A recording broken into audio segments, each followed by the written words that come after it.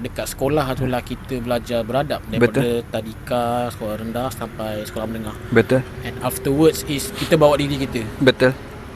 So aku tak tahu tak tahu sangat lah kalau yang sekarang macam mana. Ya. Cuma ya tu lah, macam apa yang aku nak sekarang, sebab direction channel aku buat ni agak bertentangan dengan kebanyakan channel-channel entertainment. Sebab aku lebih kepada, orang cakap channel bosan lah, lebih pada fokus nak macam educator, ilmiah. Tapi bukan kita nak cakap kau kena jadi profesor, doktor ke apa. Cumanya aku just nak, once dia orang tengok, oh okay, aku faham, hidup aku ni ada dia punya sistem, di mana aku kena ada sijil untuk orang trust aku buat benda-benda macam tu lah. Kita dah side track jauh ni. Okay, daripada diploma, first kerja ke? Oh, diploma, okay.